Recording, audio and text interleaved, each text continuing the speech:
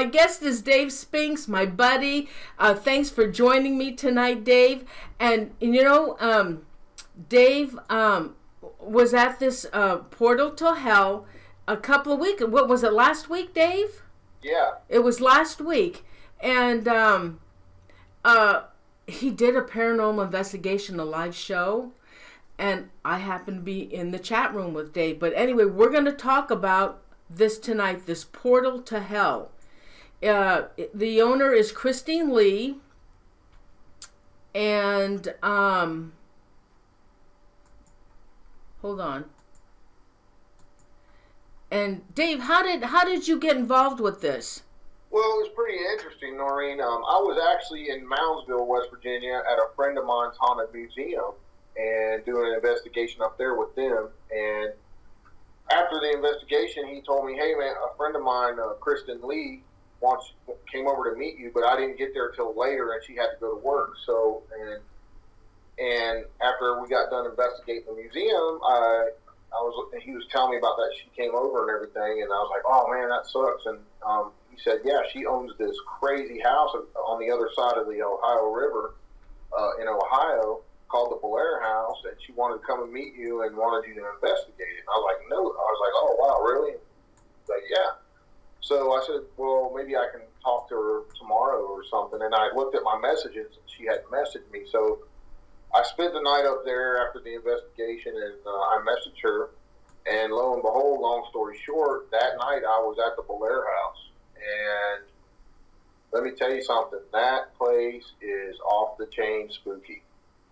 I mean, there's only one other location that I've ever got the vibe at that I had at this house. You know, they came, she was at work, and the neighbor came and let me in the house, and I was setting up gear, and I'm telling you, I was hearing noises, disembodied voices, and I was there probably 3.5 hours by myself. And after I went in the initial time and looked around, I got a really bad heavy vibe, and I was like, man. So I went back outside, said some protection prayers, and went back in the house and said some protection prayers. And right after I did the protection prayers upstairs, this house is huge, by the way. It's got a huge basement. The ground level floor has got a lot of rooms, and then it's got an upstairs with like 4 or 5 bedrooms, and then an attic, a full attic that's been turned into rooms. So I'm setting up some equipment, trying to get the live feed going, and getting everything set up. And I hear right after I do the prayer, what sounds like someone pacing with these heavy, heavy boots on, back and forth, right above my head. Boom, boom, boom, boom, boom, boom, boom, just like this pacing. And I got the feeling that something wanted to get me, but it couldn't for whatever reason, or it was pissed off that I was there because I said those protection prayers and whatnot. And I'm telling you, man, I had to keep walking outside, going back in, and just kind of regrouping because it was very unnerving. And I've only had one other house do that to me, and you know what that one was. So, Dave, your video is off. Up in Pennsylvania. Oh yeah, we know about that house. Yeah. I remember watching the show with you the other night, Dave, and we actually heard a banging, and we heard some other stuff going on in that house with you, and I know you felt really uneasy that night. Yeah, it was like nonstop freaking tapping, freaking footsteps, voices. Finally, after, I don't know, I was there like 3 hours, the guy that she has help her do tours and whatnot, he came over and was hanging out, and I had him talk on the show a little bit. And the feed wasn't very good because number one, there was no internet, and the cell phone was real iffy there, so it was really hard for me to get a feed going. But, and I just, basically I did some ghost box sessions, I just stayed in the downstairs level because it was freezing in there, it was so cold you could see your breath. It was actually colder in the house than it was outside. I had to go outside to get warm. And that's one thing I look for, in a haunting is a lot of times in these really active locations, it'll be so freaking cold in there. It's colder than it is outside. And the temperature gauge was reading 45.9, but in order to see your breath like you could see it on my camera, I mean, it felt like it was 20 degrees in there. Oh my God! And then there's a couple of other locations that I've been to that have been like that. One's Trans-Allegheny Lunatic Asylum, where over 20,000 people died. So that's one thing you look for in some of these haunted locations is the super super coldness of the location. Mm-hmm. Dave, can we talk a little bit about this house that's considered the portal to hell? Can you give us? Well, I know you have the book. You want to show them the book? And this is Kristen gave me a copy of her book. I'll show it to you best I can on camera. She wrote a book on this house because she actually lived in the house, but I'm not going to tell you her story. I'll let her do that on Norene's show. But she gave me a copy of the book, and it deals with her experiences while living in the house and gives some history on the house. I'm still doing research on it myself because at the end of the month I will be going back there for 2 nights with my good buddy David Weatherly and Mike Ricksecker also, and we're gonna investigate that place hardcore up and down for 2 days. So that's really cool. So the house was built by a man named Jacob Hetherington. He is a native of England, and he came over to the States with his parents in 1814. He was only 14 years old, and the house his other house. He had another house before this one, and it was destroyed 2 times in a flood because it's right on the Ohio River. I mean, the Ohio River's not 500 to 1,000 yards from their front door, and so he laid the first bricks on this house, and he built it for his.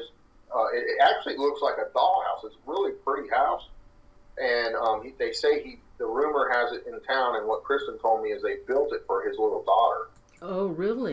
Now, what was the daughter's name, Dave? I'm not sure. Oh. I have to look it up here, but I think her name was Elsie or something to that effect. I have to confirm it, but I'm not gonna. Like I said, this was a last-minute thing. We're kind of rushing. Yeah, guys, you have to understand this was a last-minute show that we put together, and Dave was being my best buddy. We just put this show together. Now Dave does have the book, and we can get some information out of that book. Yes. So anyway, they built this house. I understand it was for his daughter and his wife, of course, and his wife's name was Elizabeth Armstrong Hetherington, and she died at the age of 80. And rumors were that she was snubbed by all the locals.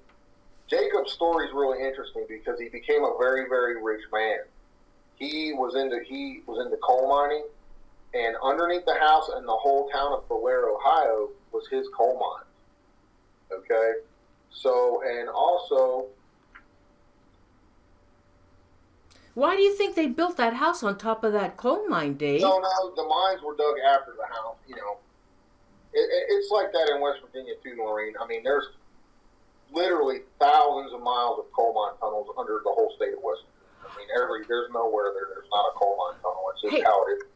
Isn't that kind of dangerous to have these tunnels underneath these homes? Yes, I mean, they collapse sometimes.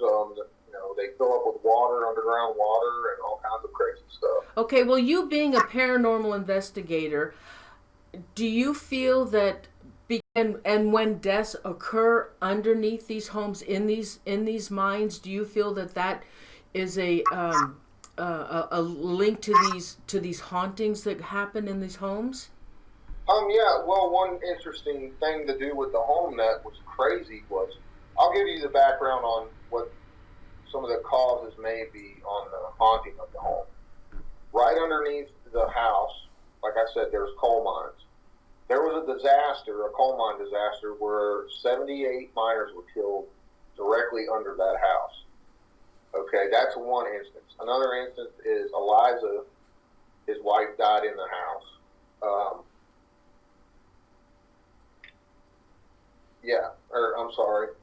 Anyway, a woman died in the house by the name of Eliza. She died in the front room she came down, she couldn't breathe, and she collapsed and died right there in the front room.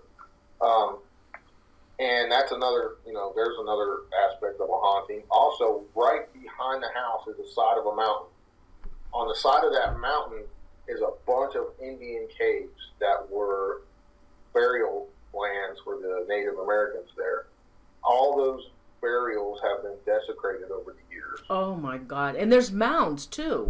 Yeah, and all around that area is a well-known mound area for Native American mounds that they buried Native Americans in. And that whole area was cursed by Chief Cornstalk. Okay, and that's a well-known documented fact. When the whites came in and they had all the Indian-American War, Indian-White wars and all that, when he was driven up into that area, he cursed that whole Ohio Valley area. What kind of a curse did he put on them, Dave? He just cursed the land. So, it's a curse against basically all the white folks. So, which could cause evil spirits and stuff to haunt the area. And another interesting fact is that whole area is on Leyline. Yes. If any of you guys watched the show we did with Norene, me and Weatherly did with Norene, we talked a little bit about ley lines and the geomagnetic forces involved with that. So, if you put all those things together, this house is a perfect storm of paranormal activity in a sense, because you have all these different factors. Also, Jacob's younger brother, it was said, now a lot of this is not confirmed, it's just folktale in the town, but it's said that he was called a seer and that he, was a medium of some sort, and he did things and did spells and Ouija boards and stuff like that. And he, who knows, he may have done that and conjured things into the house. We don't know that, but other paranormal investigators have been attacked there. They've been scratched, pushed, hair pulled. One woman was thrown to the ground so violently by an unseen force that her collarbone was broken, and she had to go to the ER. Oh my God. So, a lot of negative stuff has happened there. Other families that have lived there have experienced a lot of negative stuff in their lives. I'll just put it at that. I don't want to go too much into detail for right to privacy, but Kristen talks about, I was skimming through her book, and she's talking about a lot of negative things happened to her when she lived there. Now, they don't live in the house anymore. They live down the road. But they opened the house up for folks like me to come in and try to help get to the bottom and get answers to what is going on there. So, in a nutshell, that's a really, really creepy story and really interesting story for me. Well, also, can I say about that they tried to get rid of the house, and and nobody would buy the house. Yeah, nobody. No one would buy it. She said if any maintenance needs done to the house, she can't hardly get any workers to do any maintenance over there. And if they do, they charge her an arm and a leg because they're so freaked out. Also, the house has been featured on My Ghost Story, A&E channel, the biography channel. I mean, it's been around. I mean, it's out there. It's, they call it a portal to hell in the book. And you can buy her book, I think, off the website, can't you? Off of Amazon, yeah. Amazon. Off of Amazon. And just skimming through it, it looks really, really interesting, and I'm going to read it cover to cover when I have a chance here, but because I want to get some more insight on it, and it's got some history. It's got death records in the back. Eliza Light is the one who died. She died of acute myocardial failure with bronchitis and pleurisy. So, interesting. Okay, now she also talks about on her website. Oh, good. There's a couple of pictures of some of the newspaper articles. Oh, here, let me put that. Of the miners that died, some of the mine disasters in the town and under the house. Okay, hold on. Let me see if I can get a full screen. I got to lower the volume on that. Okay. Go ahead, Dave. Yeah, keep that up. Keep that up. I got a full screen. That's just one of them. And then they got larger numbers later on. There's a couple more articles. So there's all kinds of death associated with this whole area and house. There's a picture of his Jacob's coal mine. You can see the miner standing at the entrance. Oh, right? yeah. And that's under the house. Some of these mines were, yeah, but there was one, she told me there was one disaster right under the house where there was 78 people killed. Oh, you know, so pretty interesting, creepy stuff. I was there just for a short time, and you know, I got some pretty amazing ghost box responses. We'll play those whenever you're ready. But pretty interesting stuff, Norene. I can't wait to get back in there. I have to say, I will go in with massive protection on myself and me and Weatherly and Mike, because the stuff I felt in there last time was very, very negative in nature. I know, we talked about that after. I almost left because I felt that unsafe. Oh my God. Oh my God. Now, Kristen Lee also, she's going to come on my show as a guest. I'm just waiting for her to find out her schedule, and she will air a show with me, which I'm really excited about. Hopefully it would be really great if I could do that before Dave does his investigation there, and then we could bring everybody back to talk about what Dave and David Weatherly captured at this portal to hell. Dave also, she posts on her website that it was a funeral home too at one time. Yeah, I forgot about that. She told me about that as well. It was a funeral home too. So you have another aspect right there, preparing deceased folks' bodies for burial. You know. But Dave, why do you think the house is so negative? And hasn't it been?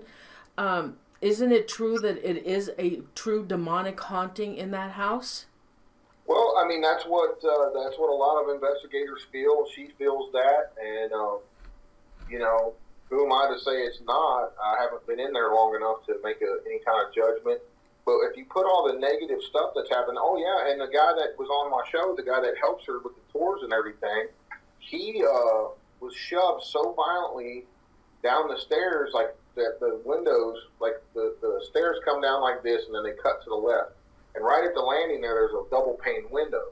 Something shoved him down, and he went through the first pane of glass, and the second pane stopped him. If he would have fell through that, I mean, it's a long drop. It would have probably killed him or paralyzed him. So that's another instance of someone being attacked there. Normally when there's that many negative things going on, and, you know, just imagine, okay, even today, coal miners, for one, their jobs are very, very unsafe. You know, it's a highly, highly dangerous job. And back in those days, there was no regulations whatsoever. Those guys were basically slave labor. And this Jacob guy who owned the mines, he, you know, they called them coal barons back in those days, and they were not nice people. Now, I don't know Jacob. I don't know his history, if he treated his workers well or anything. But if those guys were working in unsafe conditions and they all died, 78 of them, they're probably pretty pissed off.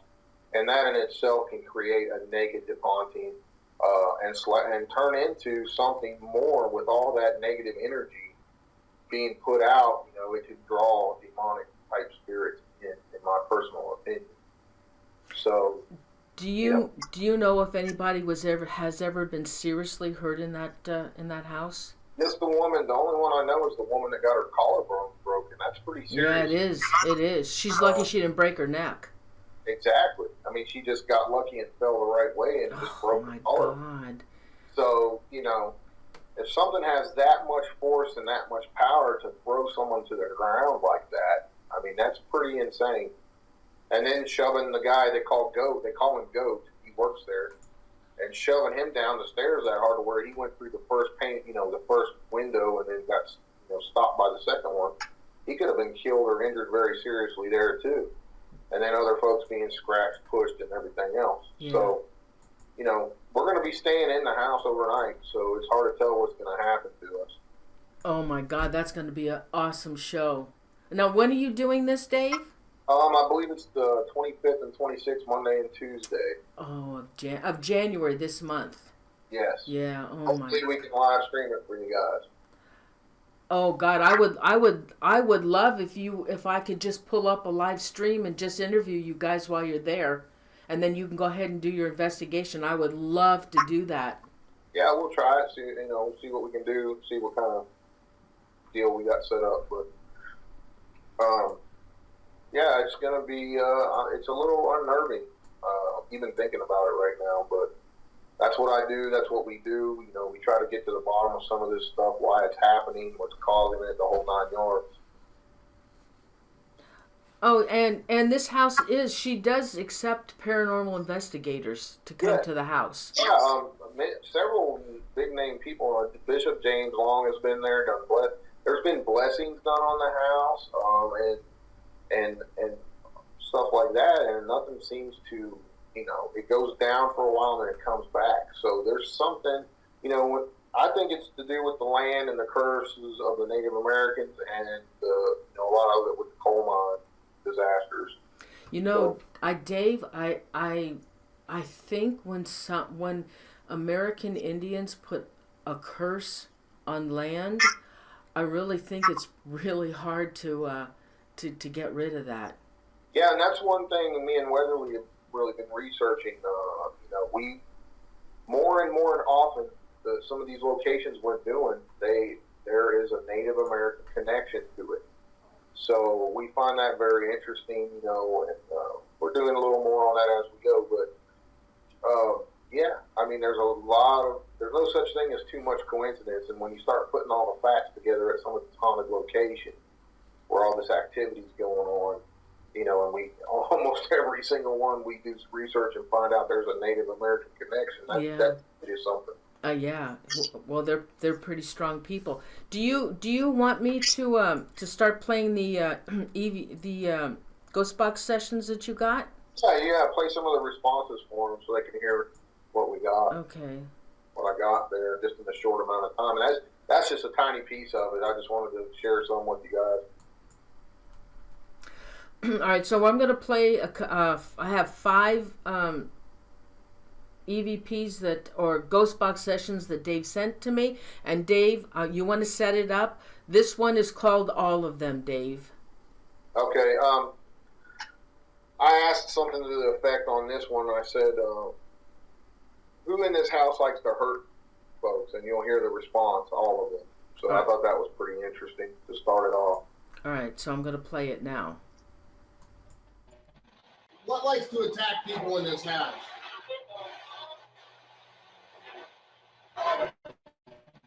What likes to attack people in this house?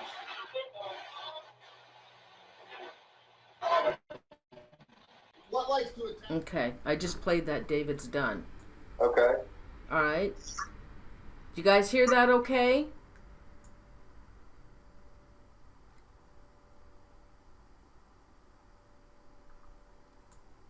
Oh, it's on delay. Yeah, How was it? Did you guys hear that okay?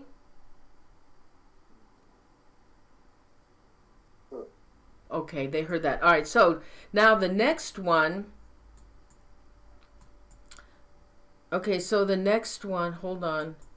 The next one is portal and door. Yeah, this one I thought was very interesting because, all right, I'm using a hack shack. Basically it's an old transistor radio that's been modified to scan through all the radio channels really fast, creating a white noise. Well, the responses you hear here were just random, but it says portal and door, and I thought that was very significant, being that the book is called Portal to Hell, and of course a door is another word for portal.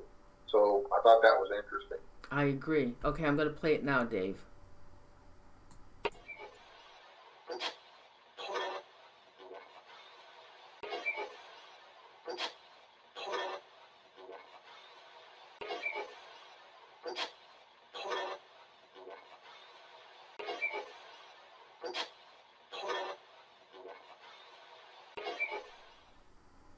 Okay.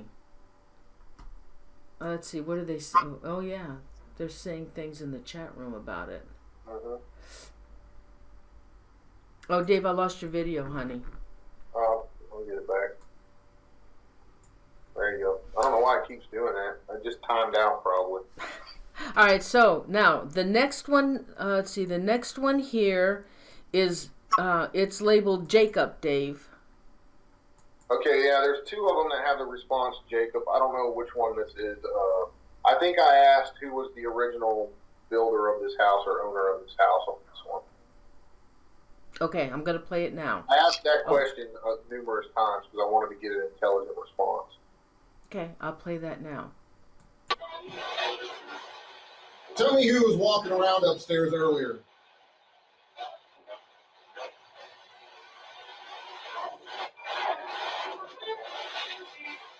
Who's me?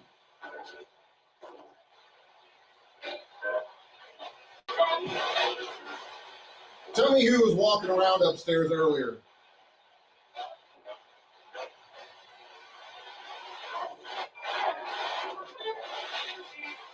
Who's me?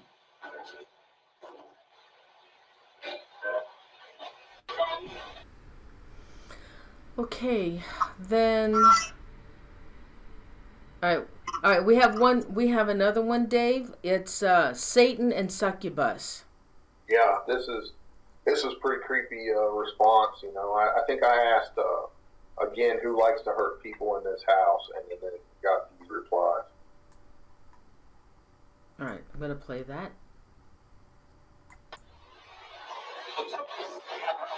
Did you thrive on that, causing pain and anguish?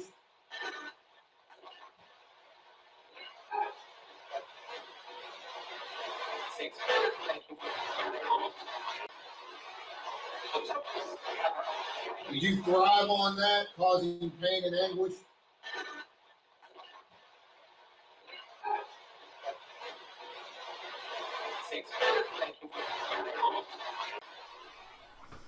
Okay, so what do you think of those? All right, so one more. We have one more, and this is the last one. Need help and Jacob. Yeah, the need help wasn't really pertaining to my question, but what I find interesting about this is they talk about a little girl they always hear, all these other investigators, and same with Goat was telling me about this little girl they hear in the house all the time, and some people claim to have seen her, and whether it's his daughter or something portraying the little girl, we don't know, but listen to the response and you'll see what it says. It says Jacob in a little girl's voice, and it said need help in a little girl's voice. All right, I'm going to play that now. There's that little girl, man.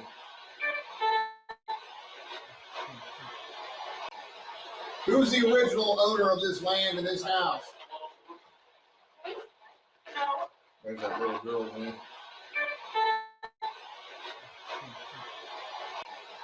Who's the original owner of this land and this house? There's that little girl, man.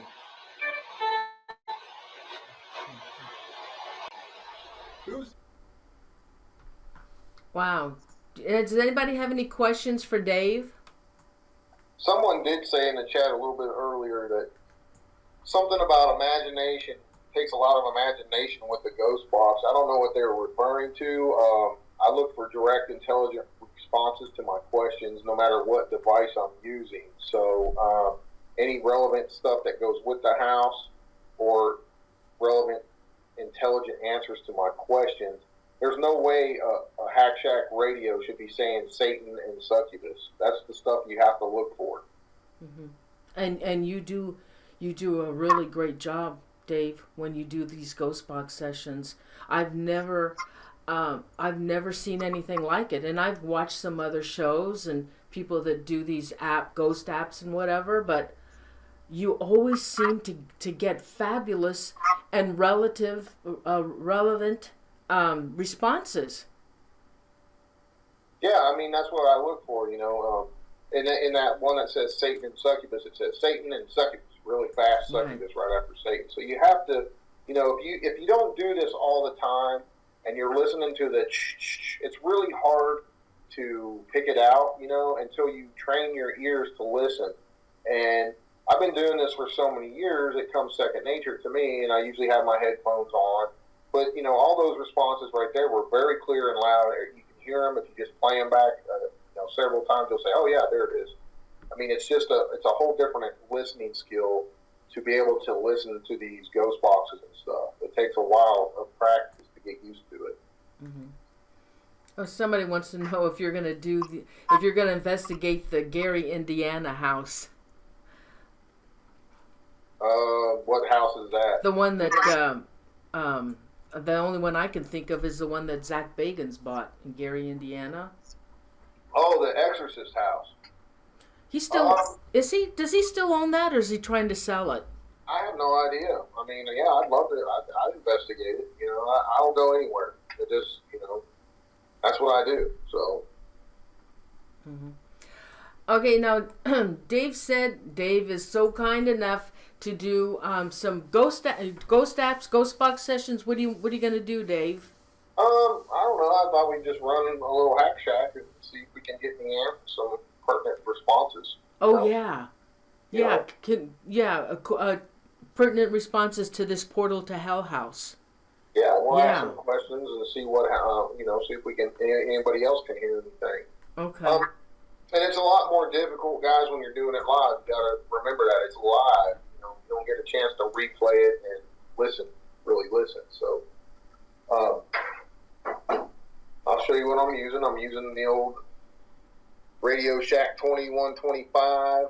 They do not make these anymore. They're very hard to find.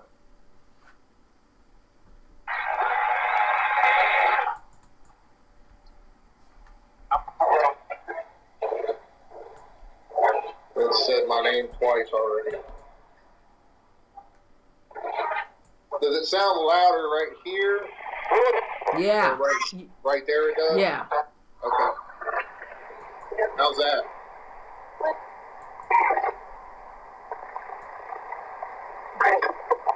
All right, can you tell me where I'm at right now? At home.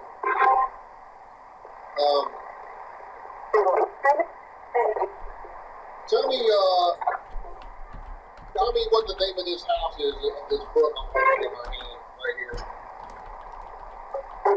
Bellaire, did you hear that? No. It said Bellaire. What? Who owns this house?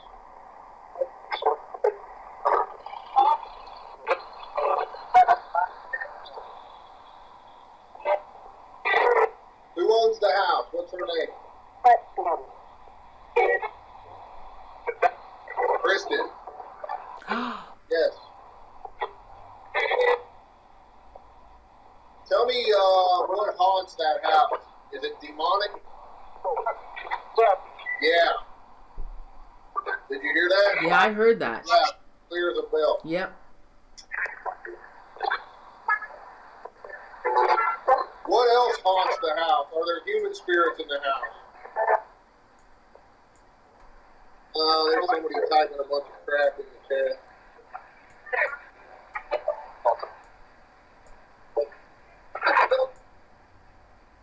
Make me a mod. Oh, where are you? Somebody needs to be a mod. Where is I can't find you. Oh. Here. Are you? Here, make me a mod now. Okay. Where did You voice killed people. Who did you kill? Murder.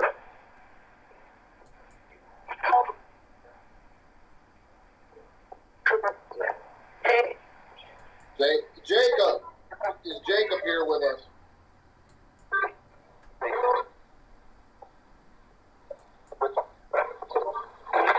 Told me to quit talking. Oh, it did? Yeah. Are there coal miners' spirits in that house that are upset because they died? Repeat that, please.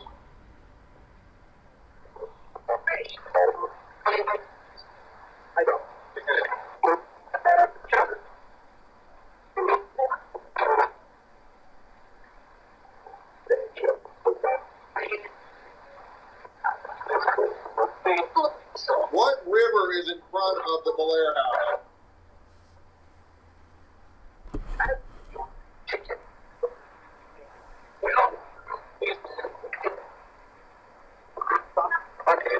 it louder and clear, please, if you can.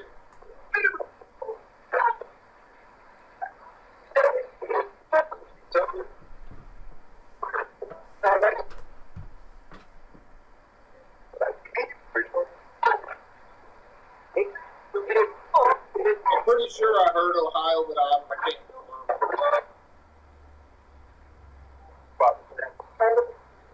Are the Native American spirits upset that their graves were desecrated there?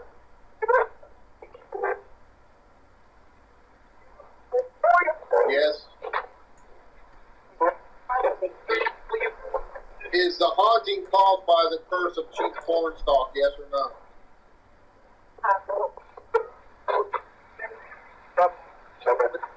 Some of it. I heard no twice and then some of it. That's kind of weird.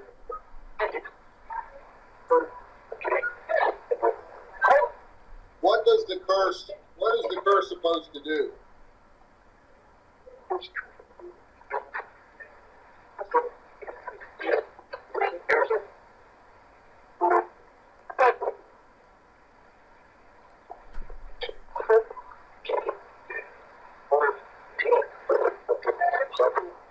Tell me the name of the woman that died in the front room of the house.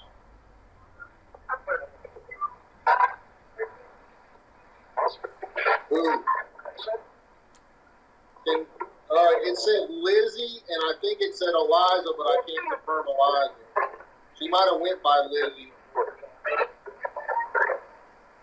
Tell me what year Eliza died.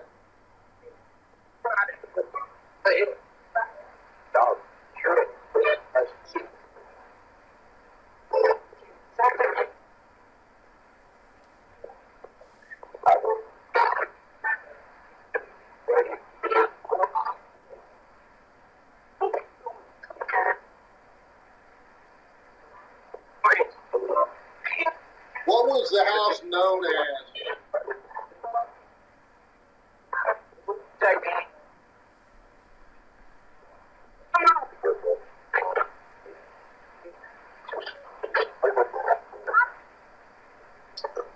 For some reason, they call it the house that Jack built too, back in the day.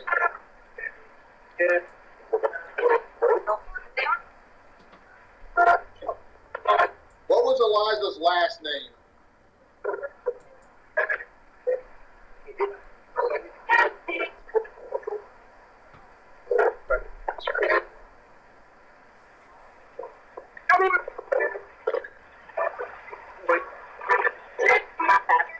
It said Lyde. It's L-Y-D-E. That was her last name too. That's freaky.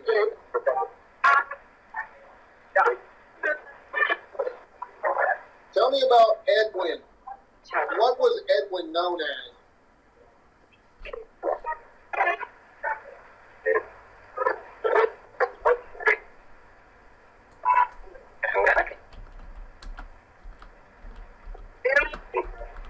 Yeah, Edwin. What was he known as?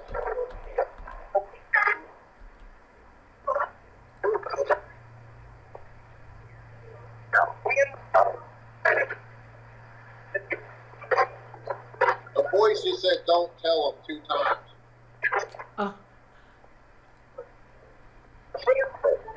Seer, there it is. It said seer. Did you hear that? Yeah. Did Edwin conjure stuff into the house?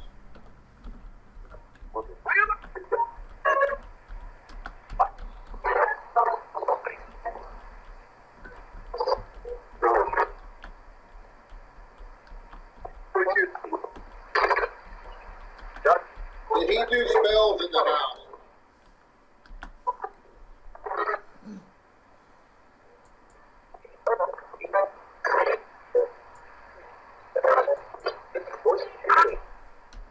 So, of course. Was he into the dark arts? Yes or no?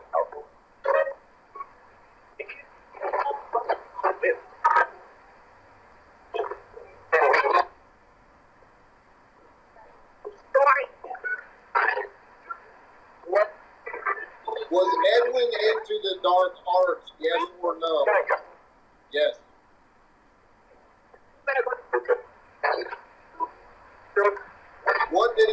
practice in the house?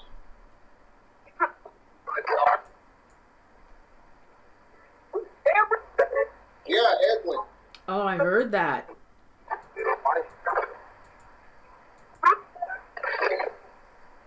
What did Edwin practice?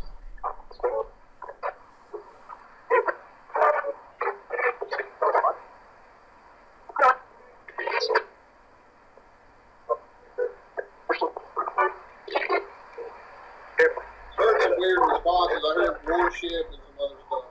What did he worship?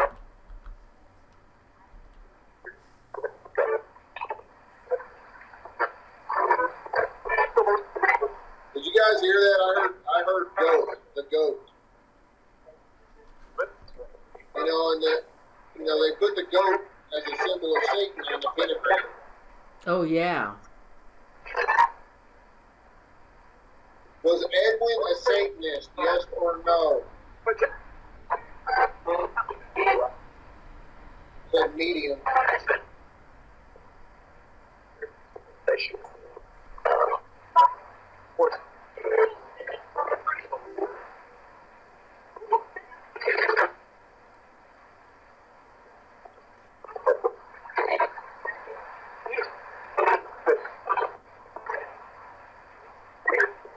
Will I be attacked when I go to the house at the end of the month? Oh, wow. It said hung.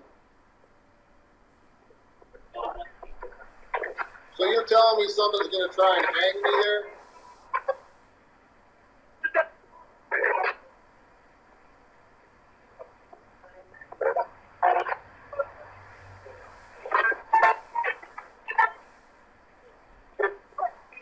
What's going to attack me?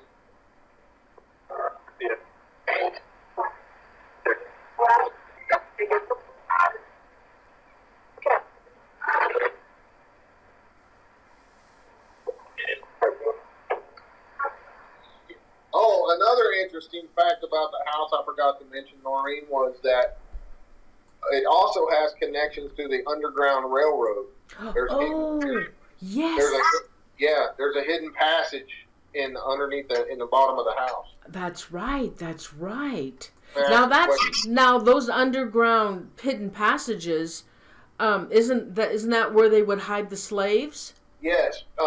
See, when they escaped from the South, they were considered safe once they crossed the Ohio River, and that house sits directly across the Ohio River. Damn.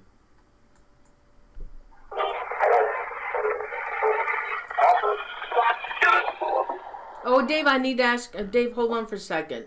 Yeah, go ahead. Now, can you explain to somebody? I think there was someone new in our show tonight, and they want to know, how can you do a ghost box session without actually being at the location? That's a subject of controversy. I experiment like that sometimes. I do find I get way better responses at the actual locations. For whatever reason, everything we do in the paranormal, guys, is, there's no experts in this field. It's all theory. And, who's to say there's not spirits around us all the time? And who's to say they can't travel from here into this and utilize this box to talk with us? We don't know. That's why we do different things to try to get different results. People that say it's this or that for sure, I don't buy into that, because there's no way to prove that. But what you can look for when you do these sessions is you ask a question and you try to get a relevant response to what your question is that has to do with the location, someone that died at the location, for instance, or any pertinent information like that you can try to back up with factual information from records and whatnot. So that's what you really want to look for, because how can there's no such thing as so much coincidence. So when you get factual responses, then you're really getting something, in my point of view and in my opinion. After doing this for almost 30 years, that's what I really look for. And, and I've had stuff follow me home, guys. I literally have. I was on another case, and I was experimenting on the front porch of my house with another device, and I was getting names from the location I was just at like a week before, and the dog went crazy, and I felt something rush up on me. So, you know, who's to know how these things travel, how they can travel, if they follow you? I mean, you know, it's just some of the crazy stuff that has to do with the paranormal, you know. That's why we do this. We're trying to get answers to these type of things. Right. Do you want to? Oh, do you want to use any other instruments besides the ghost box? Is there anything else you'd like to use? I'll use a different type of ghost box. I'll have to go get it. Okay. Give me a second. Okay.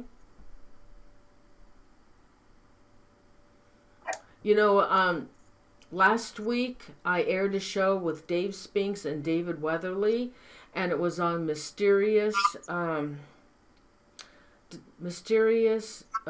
anyway, people missing, and it was really a good show. We had a huge audience. So if any of you want to check out my main page on my YouTube channel, it was a great show. That you'll see it. It'll still be listed up there from the last week. Also, next week I have another great show. My guest is Patrick Macon, and he's written 2 books. He has written 2 books on 2 demonic houses that he lived in. And so it's going to be, he's going to discuss both of those, and he's written books on both of them. And the last house that he lived in, it was in the Amish country, I think. And that house had all kinds of satanic stuff going on. It's going to be a pretty good show. So hope to see you next week. Okay, Dave is back. What are you going to use this time, Dave? Hold on a second. I'm going to use what they call an SP7. Okay. And in mine, you know, this is another ghost box. In mine, I'll show you, I removed the antenna. See? There's no antenna. So and why is that? Because I want it to be even more true to actual ghost box and not pick up any radio signals. Because, you know, the Hack Shack has an antenna on it. You can see that, and it does get some radio bleed over. This device here virtually has no radio bleed over whatsoever. And when you're scanning on 150 milliseconds, it's literally scanning 100 radio channels a second.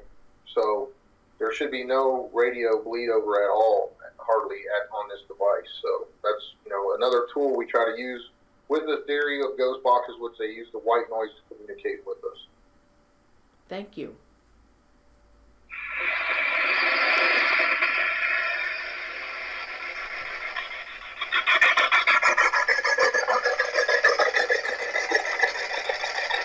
What house was I just talking about?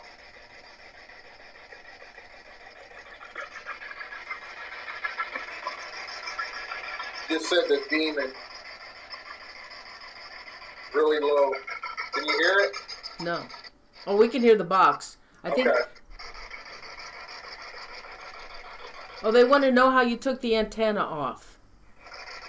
Huh? They want to know how you took the antenna off. Opened it up and then yanked it out of there.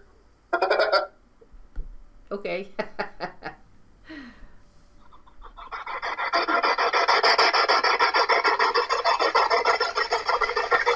What is in the Bellaire House?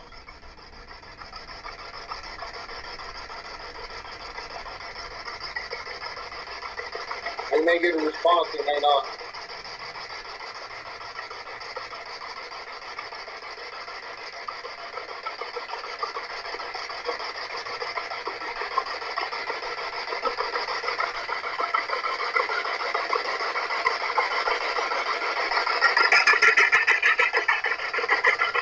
What attacks people in the Bellaire House?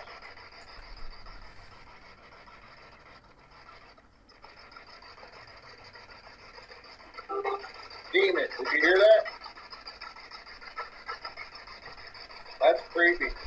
It never gave a response until I asked questions either. I heard it. Why is there a demon in the house?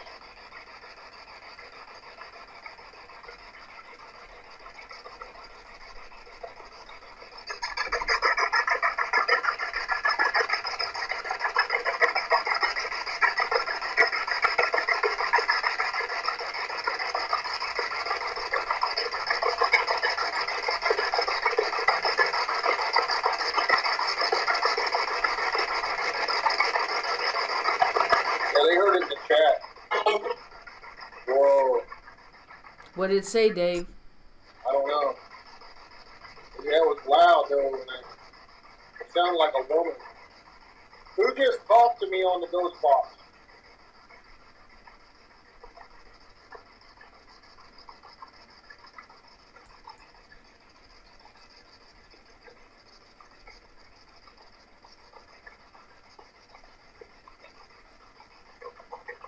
Is this Eliza?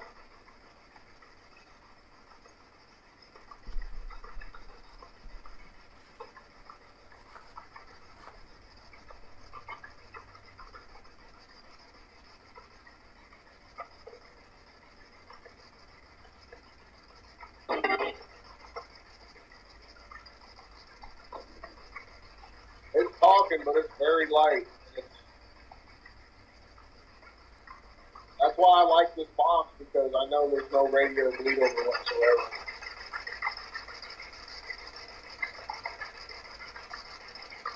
Will we be attacked when we go to the house? Yes or no?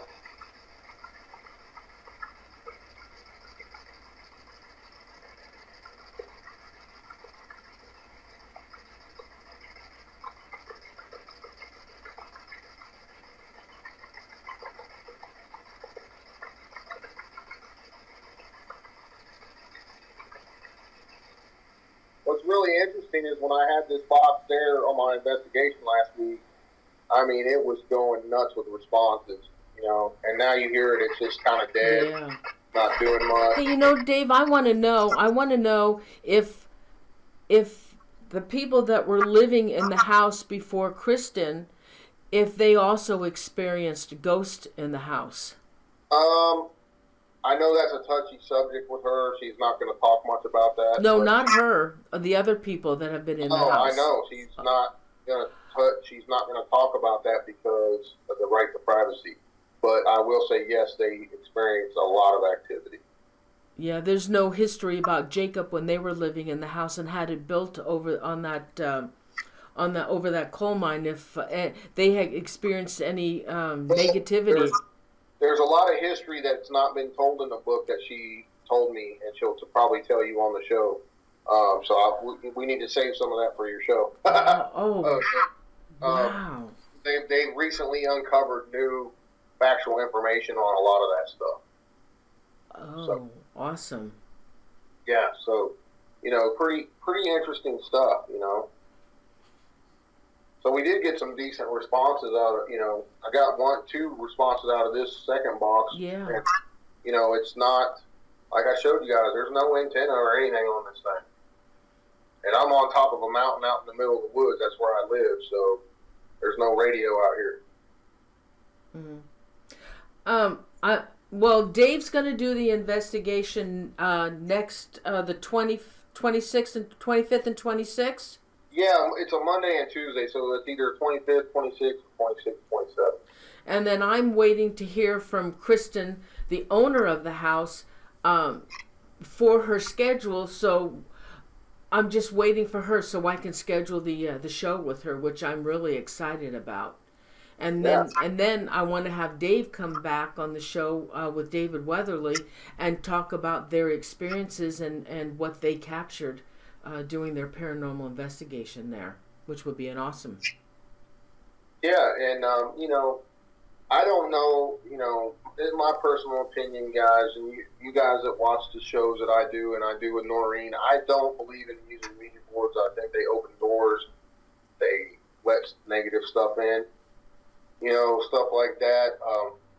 So you'll never see me using one. I've been around people that have used them and backed them up in case they needed help, but you know, I've done hundreds and hundreds of residentials, guys, and the people call me all the time, hey, I need you to come check out, what's in my house. And one of the first questions I ask them, have you ever used a Ouija board in the house or at all at any time? And have you done spells? And in over 95% of those negative cases, they've all used the Ouija board. So the numbers don't lie, folks. So, you may have a difference of opinion, but I look for numbers, I look for facts like that, and just be careful if you're using them. Make sure you know what you're doing. Make sure you know how to open them and close them right. And they're not toys, and same with these ghost boxes. They are all conduits to allow spirits to communicate. The difference in a Ouija board and a spirit box is with the Ouija board, you have to allow something to enter your body to move the planchette. Mm-hmm. So that's not a good idea. Well, Dave, also, from all the shows that I've done, quite a few of those demonic hauntings, yes, they used the Ouija board. Yeah, and people that I used to think are good people that use Ouija boards, they're not good people. And I have a strong inkling to believe that it's because of using those types of devices. Mm-hmm. Well, but but Dave, now how do you feel? The Ouija board is a form of communicating with spirit, and you don't know who you're talking with. But what about all these other devices, like the ghost box and the SB7? How do you feel? I agree. None of us know for sure, without a doubt, 100% what we're talking to. And that's the danger in of itself. You can have something that's portraying to be a little child, but it's really a demon. We don't know. There's no way to prove it yet. But that's why we seek answers. And, a lot of you young folks, if you're watching, this stuff is it's not all fun and games. It can be dangerous. I've been attacked numerous times. So have all my friends. If you've done this for any length of time, you will get attacked. You may get an attachment, of a negative sort. And it's not child's play, guys. It can be very dangerous. Now, Dave, have you ever had an attachment? I believe I may have had one at one time from a location I did. I don't know for sure but I know that I had a lot of temper problems, if you want to call it. Like I would get really agitated really easy for about a month or two after I investigated that location.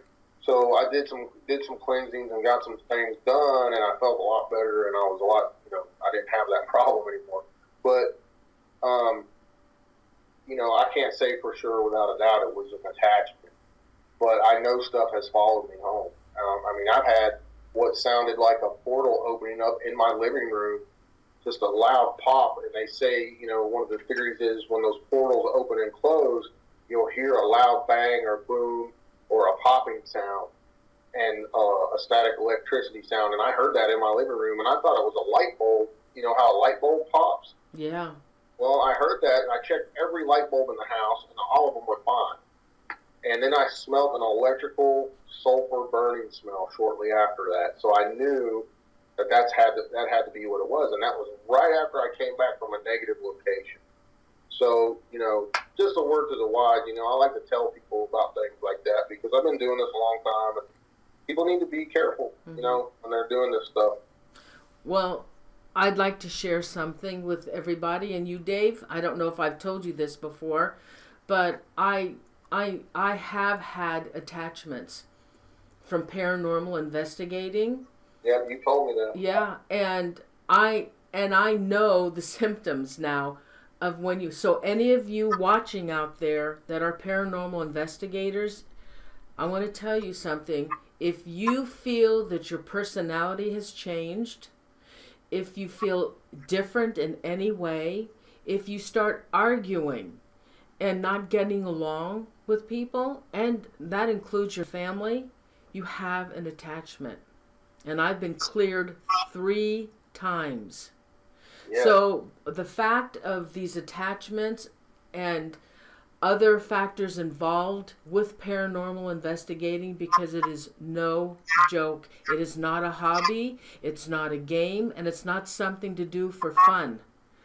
Those who don't have experience and haven't been around and haven't had any proper training, don't start up a paranormal group and don't do it. It's extremely dangerous. So I no longer do paranormal investigating. Yeah, and you did it for years, Norene, and you 30 years. I did it for Yeah. over 30 years. And I will no longer do it. But I mean, I would go with Dave somewhere, but I won't do a paranormal investigation. I'll cook. I'll cook for Dave. I mean, if you're gonna do it, guys, if you're really gonna do it and you want to do it right, get with some folks that have been doing it a while and have some experience in the field. Try to get with an experienced group and learn from them. Don't just go wide open. Don't go headlong and not knowing what you're doing, because it can be dangerous, and you never know what you're going to be getting into. There's just too many. Just the words of the wise. Yeah. I'm not trying to discourage anyone. I just want people to be aware. Oh yeah, but see, Dave, they don't know what they're getting themselves into. They haven't a clue. Let me tell you a story. One of the investigators, and this is from.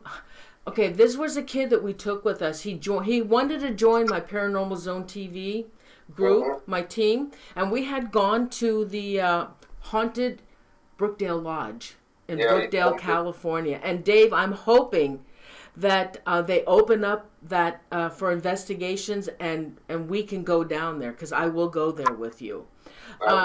So we had this young kid. He was 21 years old or 20, I can't remember, and he begged to join my team. And I told him, I said, okay, we're going to the Brookdale Lodge. You can come with us, but just beware. You've got to be prepared. He said, oh, yeah. He said, I talked with my mother. The mother was a Wiccan, and I didn't know he was a Wiccan. And he didn't tell me that. And so he came to the Brookdale Lodge with us, and it was pretty active that night. And he was doing EVP sessions in the part of the original cabin that's attached to the lodge itself, into the brook, where the brook room is. And he got spooked, he got scared because of the responses, and he said that his great-grandfather was involved with the mafia. Well, if you know any of the history of the Brookdale Lodge, the mafia was there quite a bit, and they had they killed people, and there was a lot of mob activity going on at the Brookdale Lodge in I guess it was the 1940s. And so the EVPs that were coming up were talking about his great-great-grandfather, and he really took it personal. He got scared to death. And this was a live show. He ran out of the lodge, and he ran up to one of the investigators, and he hugged her. He got down on his hands and knees, and he hugged her legs, Dave. He wrapped around her legs, and he said, oh my God, help me, please help me. I'm scared to death. It's my grandfather, and they're going to come after me. Oh my God, it was something I was an experience I'll never forget. And then he went up to the upper level where we had our home base, and I asked him to, please calm down. Michael, I think his name was, please calm down, honey. He says, I want to go home. And so I said, okay. And then I went back down to kind of finish up the live stream. And so when I came back, he was up there lighting all his candles and doing whatever it is that the Wiccans do. And then he said, I want to go home now. You've got to take me home now. And so we ended the show, and I said, okay, we'll take you home. And so we started packing up, and he started to walk down, because I said, I think you need to get out of the lodge. He went to walk down. It was like 20 flights of 20 stairs. Dave, he was pushed. He was actually pushed down those stairs. And he laid on the bottom, and I got scared to death. I thought, oh my God, what am I going to do with this kid? And so the guys picked him up and took him outside of the lodge. It was an experience, Dave, I'll never forget. And that's what can happen to you if you don't know what you're doing. Yeah, there are many people hurt doing paranormal investigations. Uh, one thing cool too, I wanted to tell everybody that I'm going to be doing coming up early February. I will be going to Bobby Mackey's with Sean Austin from Demon Files and another really cool guy on YouTube who's huge on YouTube. Also, we will be doing Sedumsville Rectory in the same couple of days, so that's really going to be crazy. We'll be live there too, guys, so check that out. Let's see. Nanny has a question about spirit photography. I didn't see your question, Nanny. Yeah, we didn't see it. Let's see if I Someone asked if I was in the police department. I was in federal law enforcement for 12 years. Well, state law enforcement for 2 years and federal for 10. So,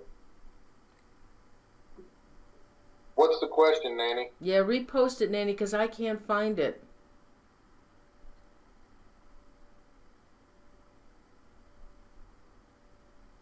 Oh, what about spirit photography, taking pictures? Do you think that has the same chance of attachment as a spirit box?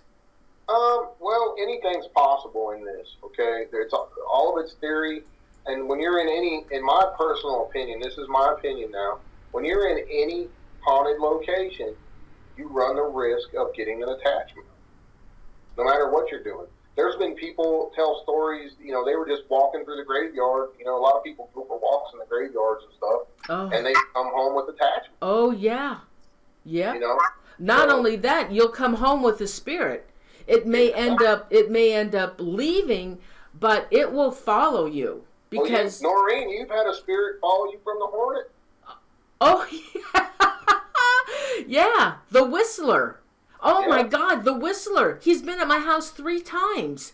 Scared the hell out of me. Oh, my God. I was in the dark working on my computer, and there he was right behind me. I almost died. He has a really strange whistle, and he has a really strange whistle, and he's done that 3 times. But also, one night, Jim was working on the Hornet.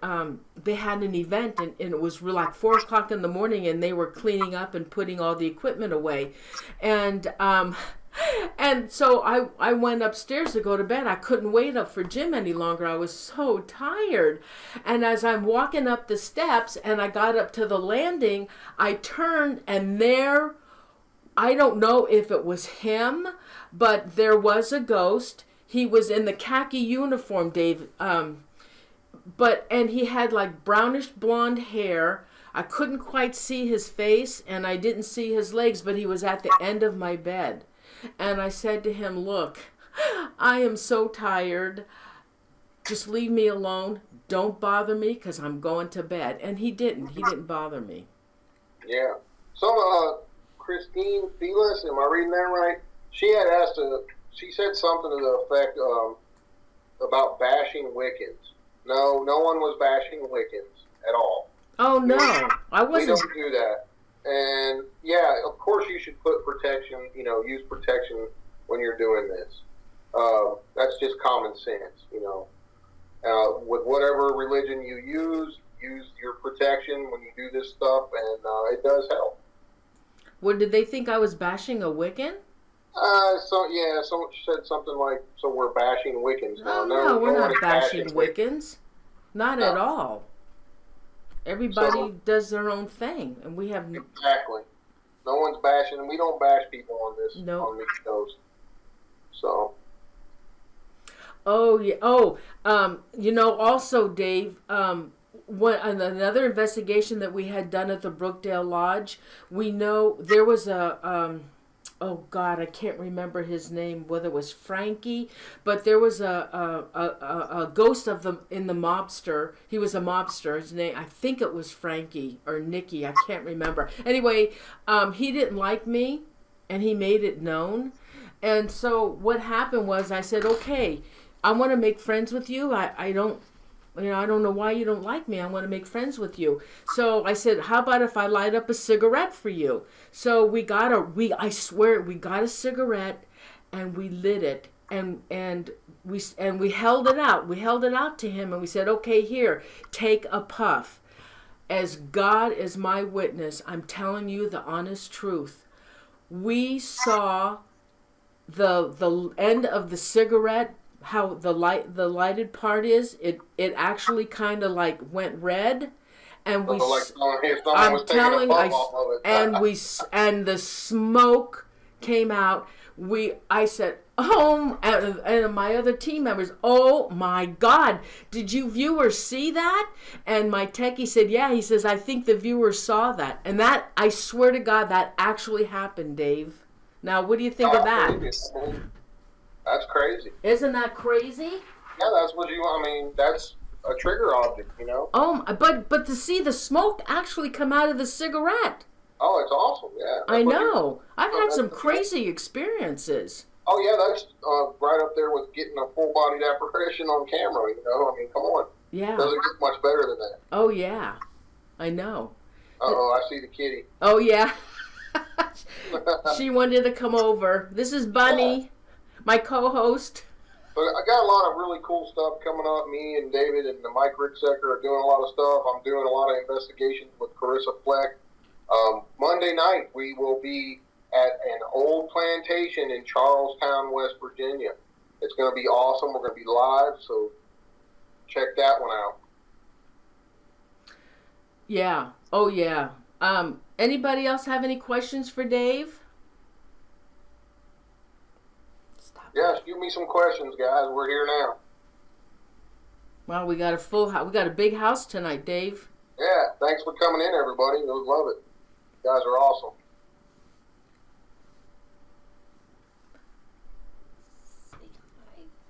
Anybody else have any questions for Dave?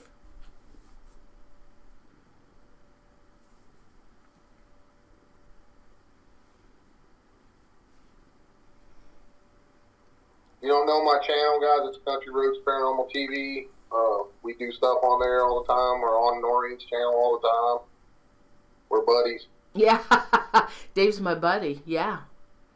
Yep. Well, nobody's posting anything, Dave. Hi. They're saying hi and stuff. Yeah, don't forget to hit the like and share button, guys. Awesome. Norene's got the best paranormal talk show on YouTube by far. And Dave's the best live paranormal investigator on the web. The best.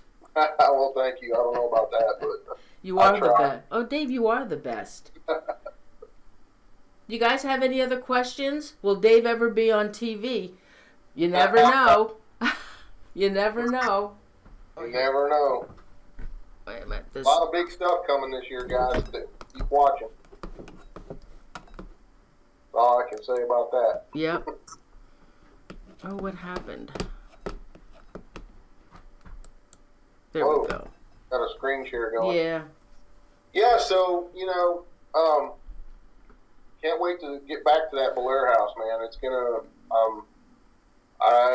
it's hard to tell what's gonna happen there. It's just a very negative location. And, sometimes you get those gut feelings when you walk into a place, and I just felt like I was going to be attacked that night, and luckily I wasn't.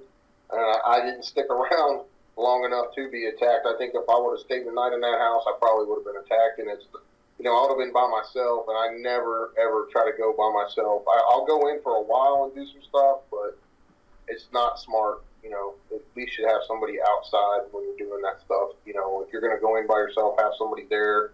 If you don't check in for a while, then they need to come and get your butt quick. Oh, I saw a question for you, and I don't remember who posted it, but it was, what is the weirdest thing you've ever seen? Well, I've seen a lot of weird things. Oh, it was Mike Kinsberry. Yeah, I've seen, what we call light anomalies. I've seen tons of those where it's a self-luminous light that just appears, in thin air.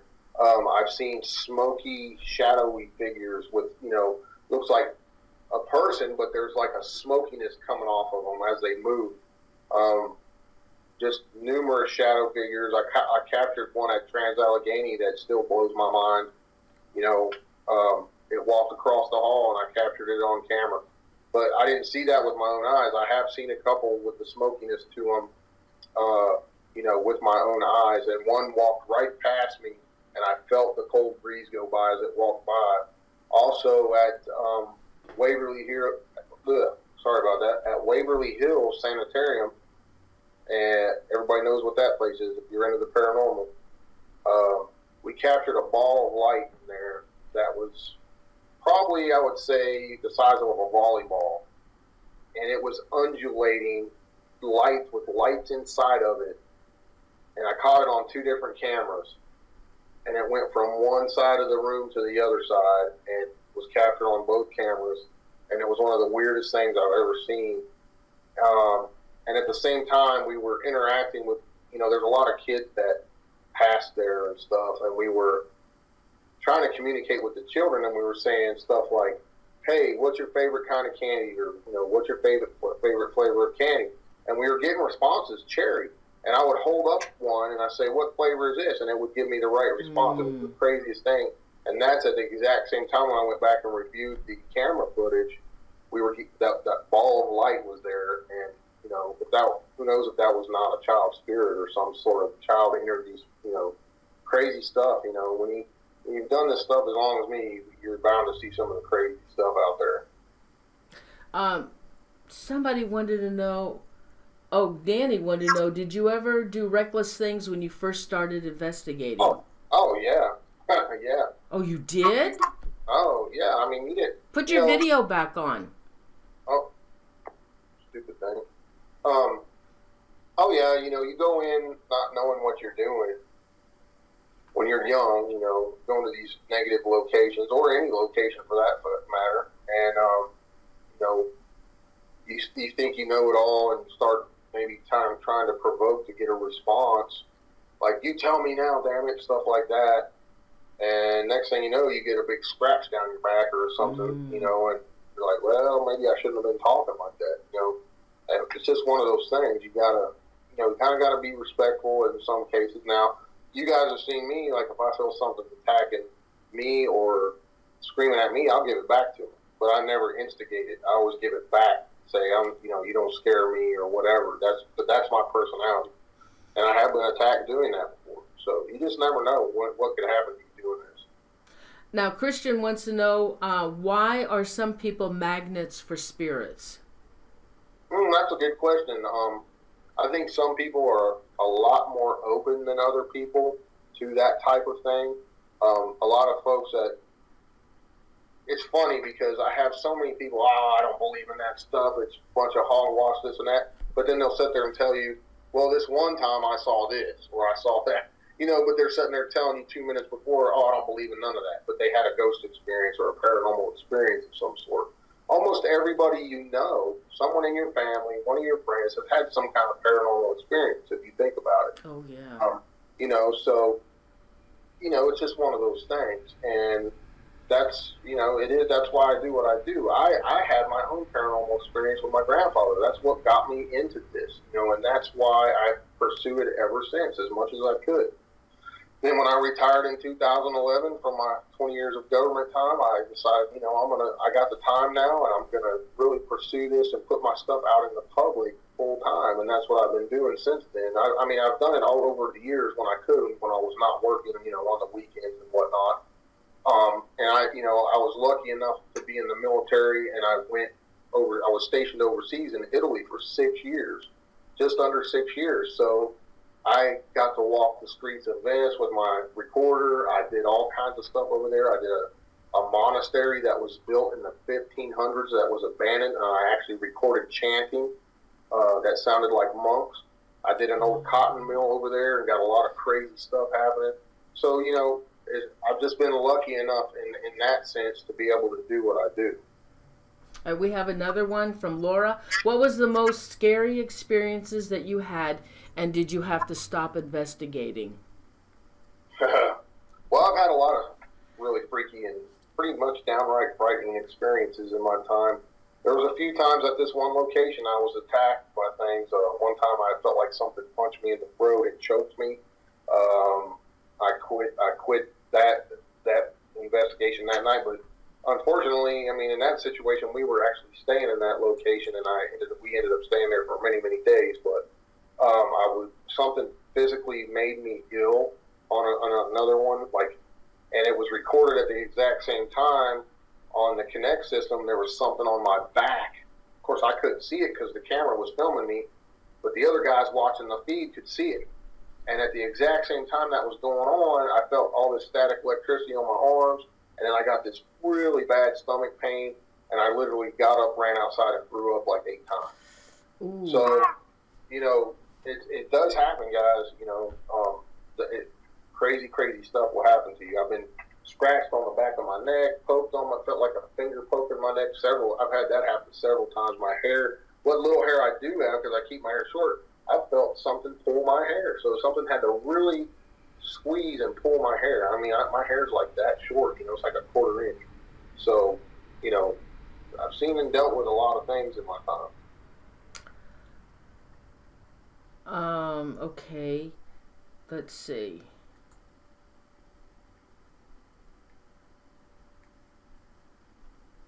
There was some other ones.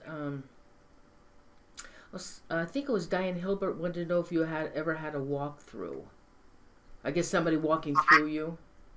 Yeah, I believe I've experienced that a couple of times. One time when I was telling you about the smoky shadow figure, I felt like it was kind of off to the side, but I felt it go through like this half of my body because my whole right side of my body was ice cold. So yeah, I believe I've had that happen to me, and I also had that happen to me at Waverly Hills. The same time we captured that ball of light, but at a different part of the investigation. So when this happens to you, do you need to do something afterwards to make sure that they don't come home with you?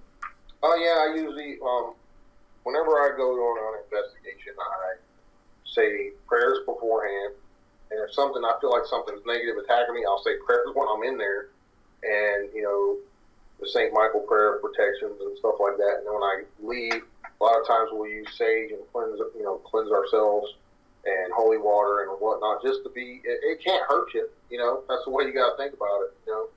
So we do it all the time. Mm-hmm. Tina Nichols wants to make sure that I say hi to you for her. Hi, Taylor. Tina. Hi, Tina. And I think Griffin Corcoran, you had a question, honey. Where is it?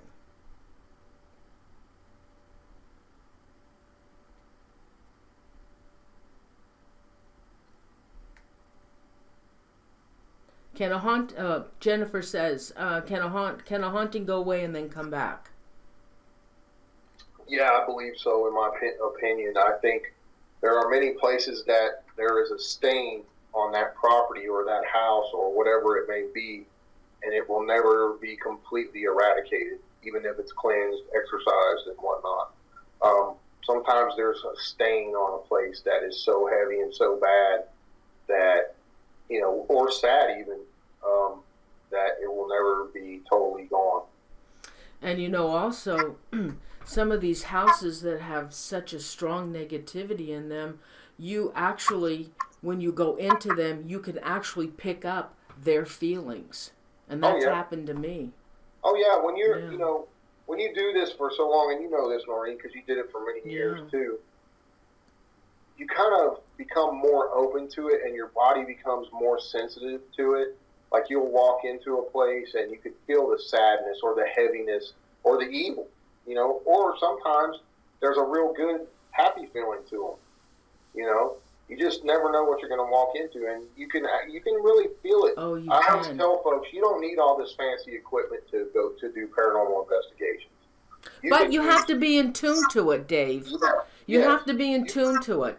Your best tool is your senses. Put your video back on, Dave. Your senses are the best. You know, use your look, listen, and feel. You know, they teach you that in grade school. You know, use your ears. You can feel it on your body a lot of times. The hair on your arms will stand up on the back of your neck. You can feel it in these locations. You know. But if somebody is not in tuned, if you go into a location and you don't even really believe in the paranormal or in ghosts or anything, it's not going to happen to you. It will not happen. I don't know. I've had, sometimes I do public investigations, and I get. But Dave, you're a paranormal guy, honey. No, but listen. Sometimes I do investigations where I invite the public to come with me, and there seems like almost every time there's one person that I don't believe in this crap, blah blah blah, and those are my favorite because a lot of times they're very close-minded, and a lot of times they have experiences and they're blown away by them, and their eyes are open like it's like a young child experiencing something for the first time. They're like, I can't freaking believe it. Sometimes they get so scared they run out and they take off. I did one of those at St. Albans Asylum, and we had, we sold like 10 tickets and had some people come with us, and these two girls were with us. And we were in a very negative area of the asylum. It was down in what they call the boiler room, and they say there's a spirit down there that hates women. And that was actually my first time being there. So we did like a little public deal and had 10 people come with us. And we were down there doing some stuff with the mail meters and ghost boxes and stuff. And all of a sudden you heard this slap. And that girl let out a scream. And she's like, something just hit my face. And of course I'm like, what? So I put the flashlight on her face. And she had a freaking handprint across her face. And you could see the welt building up. And her friend booked it out of there. I mean, they were gone. I mean, they paid money to be there, and they were gone out. I never heard nothing back from them ever again. I was sending them messages, are you okay? Are you okay? Nothing ever again. They were so freaked out, and it can happen, guys, I'm telling you. Oh, yeah. I've seen it with my own eyes. Oh, yeah. One night, I was with this paranormal team. I was on a paranormal team. You know who it was. And we went many times to the Burlington Hotel. Have you ever heard of that place in Port Costa? And supposedly H.H. Holmes was there. He stayed there supposedly. Anyway, so we investigated the Burlington Hotel many times, and then this one particular night we had my friend Donna Raymond, who was on this team with me, who was a paranormal sensitive, and we were in one of the rooms. It was a live show, and we were doing the investigation, and Donna was in the room with us, and then all of a sudden Donna left, and I said, what happened to Donna? Donna, where are you? And she came back and she said, Norene, she said, I can't stay in the room with you anymore. She said, because there is a spirit that has been telling me to kill you.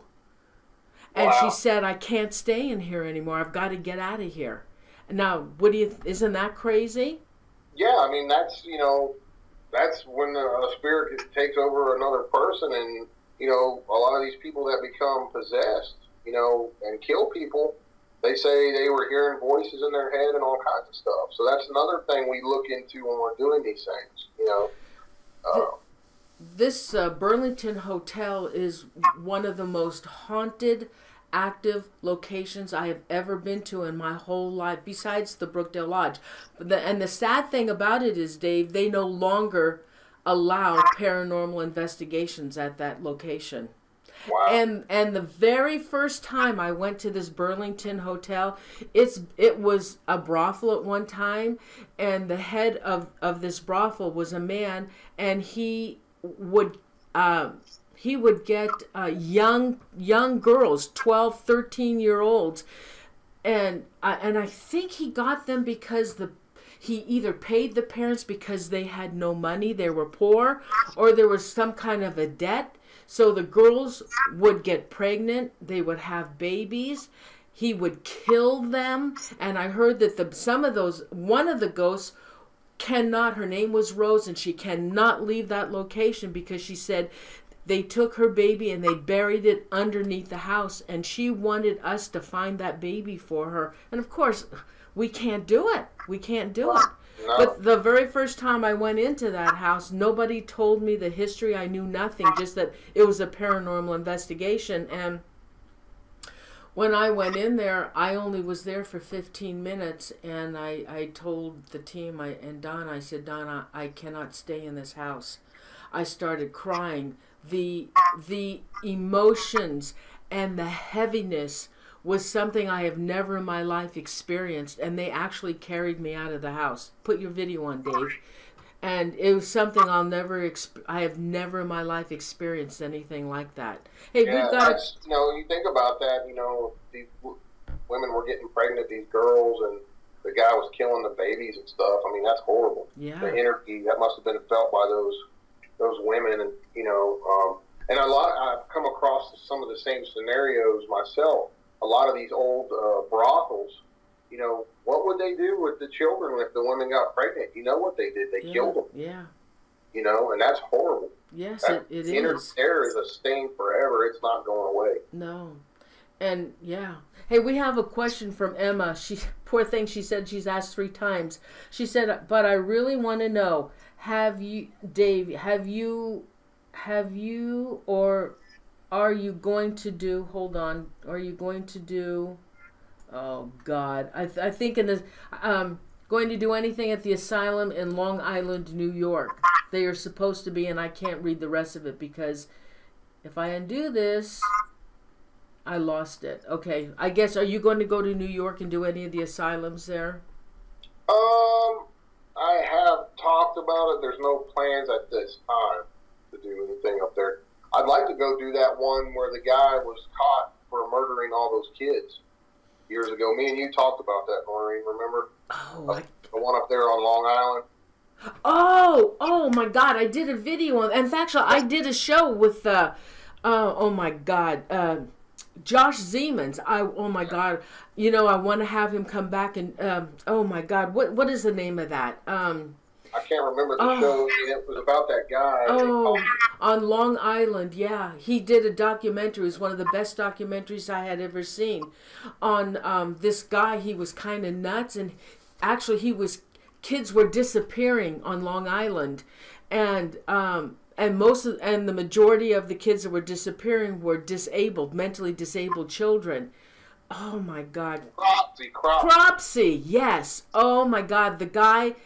You can get that on Netflix, and I actually aired a show with him. Thanks, Andrew, for that answer. Oh, thanks. It was on the tip of my tongue, and then I saw it pop up. Oh yeah, it was a really a great show. I wish I had that on my channel, but I'm going to try and get him back. The only thing is, he wants $500 to do an interview.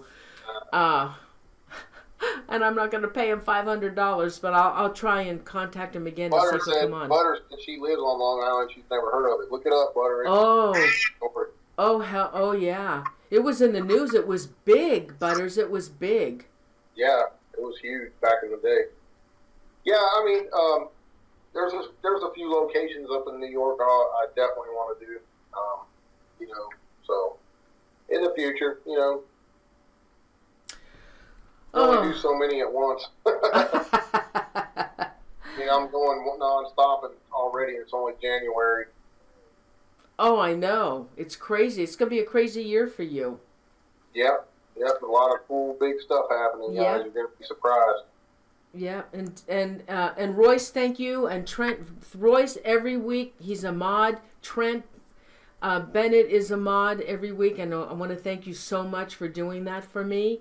And Dave, they do my channel too. Yeah. Thanks, guys. You guys are awesome. And Dave, once again, thank you so much for being a guest on my show. I wanted to make sure we had a live show tonight. My guest for the show that was originally supposed to air had a family emergency, and I had to scramble to. Dave, put your video on. I had to scramble to get this show together, and my buddy Dave helped me out. My pleasure.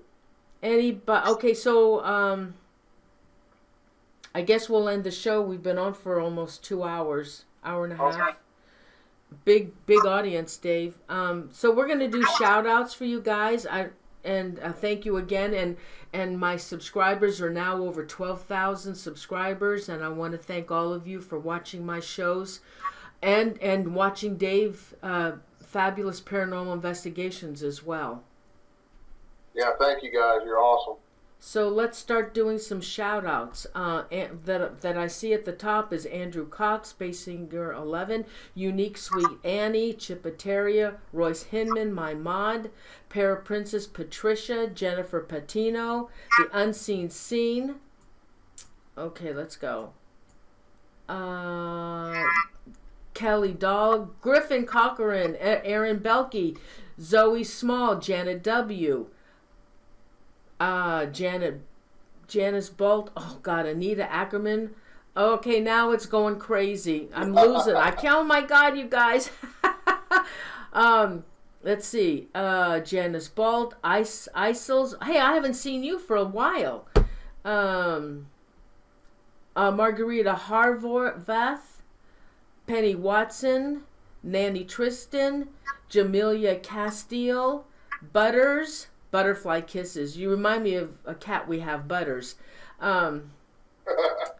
Let's see. Kenneth. Oh, Kelly Dahl. JP. Oh, come on. I'm Dave. JP Piffin. Emma Avino. Mike Kingsbury. Go ahead. Ball, Charlie Pineda. Tina Nichols. Carl White. Trent. Wipers. 85, I think, or 86. Mike Kingsbury, Terry Rowe, Maria Amador. Hey, Maria. Carrie Y. Kara Francis. Carrie Y. Lily Villalobos. Cherry K. Montalbano. Hey, did you guys get my invites to the show? Kong Fong. That's something new. Yeah. Did you guys get my invites? I did. I sent out a ton of them. Abby Myers, Penny Walton. Anybody else? Andrew Cox, did we get him? Yeah. Rebecca TJ M. Pippin. Yep. Rebecca M. Lost Zoo. Jennifer Patino. Yeah. Cool. Diane Hilbert, yeah. Cool, guys. Awesome time. Enjoyed it. You guys are awesome. We really appreciate you. Oh, King Kong is Who Would Be Now is who they used to be. Oh, remember that? Who Would Be Now? And now it's Kong Fong. Got to remember that. Elaine Michael. Yeah. Okay. Cool, man. Awesome show. Yeah. Have a great time. Yeah. Oh, thanks, Dave. My buddy, I'll be talking with you. And everybody, thanks so much for joining us in the show tonight. We appreciate it. We love seeing you there. And it's always a pleasure. And don't forget my show next week. It's going to be a good show. And Dave live show on Monday, this coming Monday. Monday and Tuesday. Right. And I'll be posting for, Jill Fort, right. Yep. Kristen Walker. Okay. Okay, so everybody, we're going to say goodnight. Have a wonderful weekend. Be safe. We're getting our storms day finally in California. And Ari Yiler. Okay, everybody, we're going to say goodnight. Say goodnight, Dave. Good night. Good night, everyone.